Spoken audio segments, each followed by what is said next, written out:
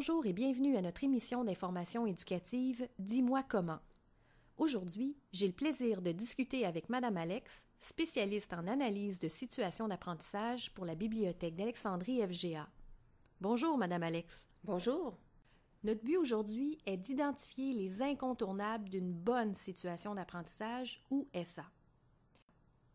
On sait qu'il existe beaucoup de gabarits pour l'écriture d'une SA. Mais selon vous, lequel est le meilleur? Je crois pas qu'il y ait une recette universelle en tant que telle. Tout dépend de la matière, du sigle et des compétences ciblées. Par contre, il semble y avoir des ingrédients ou des caractéristiques souhaitables qui contribuent à l'élaboration d'une bonne SA. Des caractéristiques souhaitables selon qui? Selon les enseignants, les conseillers pédagogiques et les directeurs d'un peu partout au Québec avec lesquels nous avons eu la chance de discuter sur quelles sont les caractéristiques souhaitables qui doivent se retrouver dans une bonne situation d'apprentissage. Par la suite, avec leur aide, nous avons élaboré l'outil d'analyse et d'appréciation. C'est intéressant, l'outil vient en deux parties. La première partie comprend 5 rubriques qui regroupent les caractéristiques souhaitables et la deuxième partie, quelques étincelles de plus, offre des exemples et des explications pour chacune des rubriques. Et on le trouve où cet outil? Il peut être téléchargé à partir de la page d'accueil d'Alexandrie FGA. Selon votre expérience, quels sont les éléments qui sont les moins bien compris? Je vous dirais que très souvent, c'est l'absence d'une problématique plausible ou encore ça peut être le type de questionnement qui est trop guidé pas à pas ou ça peut être l'absence d'une métacognition, d'une bonne métacognition. Alors, si nous commençons par le premier élément, la problématique plausible, c'est quoi? En fait, commençons par c'est quoi une problématique? Une problématique peut soit être un problème à résoudre, un défi à relever, ou encore un questionnement qui va amener l'élève à une prise de conscience, de décision ou de position. Par la suite, pour savoir si la problématique est plausible, on se pose simplement la question, est-ce que je me poserais cette question-là dans la vraie vie?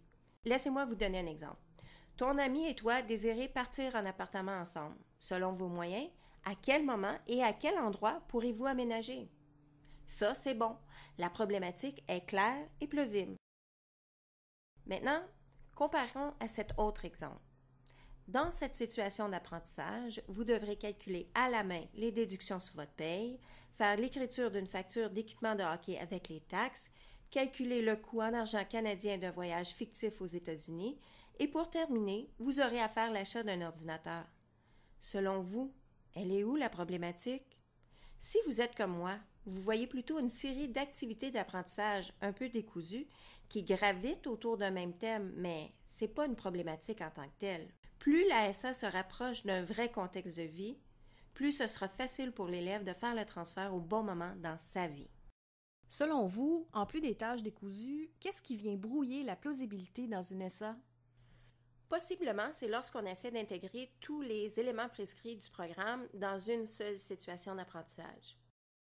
Un moyen qu'on peut utiliser pour essayer d'éviter ce piège, c'est de demander à un collègue qui a un certain recul, par exemple un enseignant d'une autre matière, de lire notre mise en situation et de nous faire signe si jamais ça sonne faux. Ceci devrait nous permettre de se réajuster, si nécessaire, avant de poursuivre l'écriture de notre SA.